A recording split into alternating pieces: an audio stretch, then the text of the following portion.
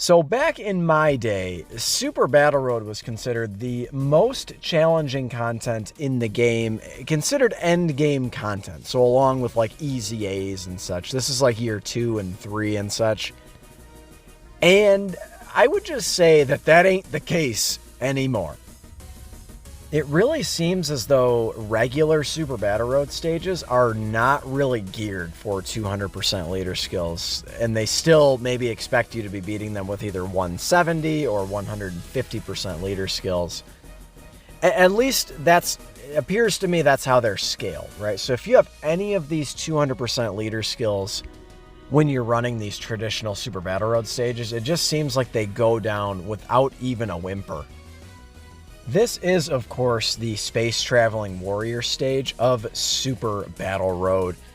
There are luckily a lot of options for this particular stage, even free-to-play options. So you can run the entire free-to-play Bardock squad, or you can run the entire free-to-play Ginyu force in this particular stage, which is really, really nice, along with some other really good free-to-play units and summonable units alike. Space Traveling Warriors, when the category came out, so STR Bojack originally led the category, and now there have been some other really, really busted units that have come out after STR Bojack, of course. Like there's for instance, like AGL GINYU, for instance, and his whole entire squad, which is, of course, what we're rocking here. The Ginyu Force is definitely suited towards Super Battle Road. I would definitely argue more geared towards Super Battle Road stages, or like the early portions of the Ultimate Red Zone, where you can seal, stun, attack lower, these kind of things in the stages. I do like to go over all of the units that we end up using during these no-item runs. I do definitely like to do the no-item runs and no-life these stages when I'm able to. However, these two most recent stages of Super Battle Road and Extreme Super Battle Road went down without even a fight. Literally first try, not even looking, not even paying attention. You can really take down these stages if you bring the right units along with you. So I decided to bring the Ginyu Force led by AGL GINYU. I'm fairly certain this could get taken down completely free-to-play, maybe even no item free-to-play, after the easy A's of the Bardock squad, after the easy A's of the Ginyu Force. Might warrant a video for sure. But AGL GINYU, still a monster of a unit. Only problem with him really is the team. Now, in this particular case, it works out because of the qualities that the units have. But AGL GINYU, so he powers up per Ginyu Force ally an additional 50% attack and defense. So running a lot of Ginyu Force units, definitely very advantageous for you to do.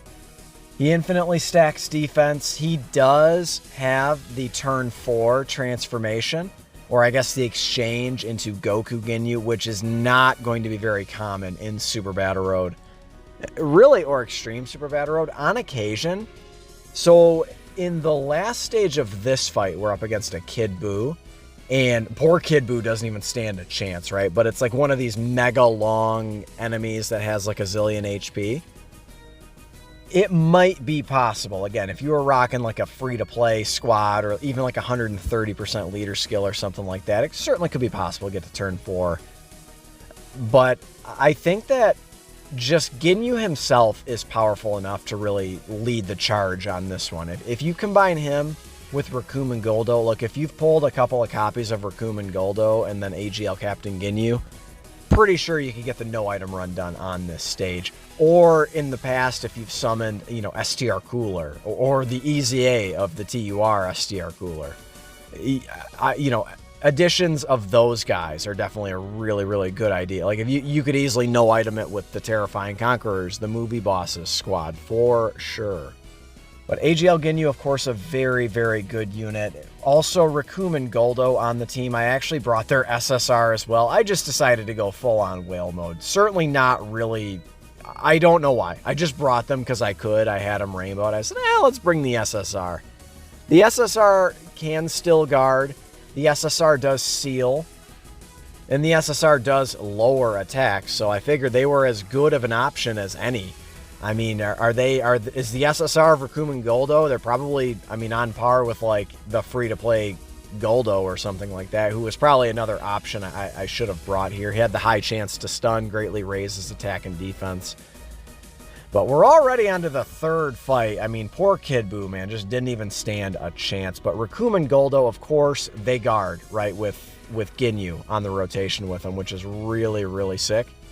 They lower attack and seal on super attack, and they can actually get a one-turn stun with Ginyu on the rotation as well, which is really, really nice. They build up by getting hit, so you just rock them in slot 1. They dodged right there.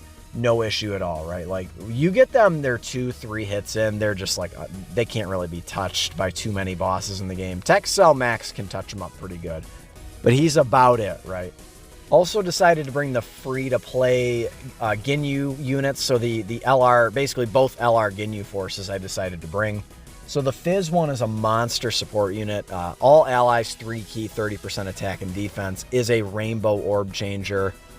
Raises allies attack and defense on the 18-key super for 1 turn. Really solid unit there, right? The Tech LR is a similar role to the physical LR, right? Providing attack and defense to the whole entire rotation. No key support, but still that attack and defense is nice. And then, you know, Birder and Jice, we know about Birder and Jice, right? They dodge, they're really, really good. They don't dodge, they can get touched up, right? It's just that simple. Luckily, they are an int unit, and you can give them maximum dodge, you know, over 20 dodge, which is really, really good. One other cool thing about bringing the Ginyu Force team, so they have free equips that you can grind from the Grand Priest event, right? So you can grind tickets, which you can then basically do the treasure chest opening for skill orbs for them, which is really, really nice. So the Ginyu Force, of course, is one of the better free-to-play friendly teams in the game. So guys, we absolutely just clapped Kid Buu's cheeks here. Again, just did not even stand a chance. We didn't really lose health like throughout the fight. Like, it was just overall a really, really mindless, easy fight. Not even close to a Dokkan attack here. That's it, guys. No item run in the books. Didn't even really have to try. Slap a like on this video if you enjoyed it. Consider subscribing if you happen to be new. Let me know what team you decided to use in the comments below, and I will catch all of you in the next one. Later.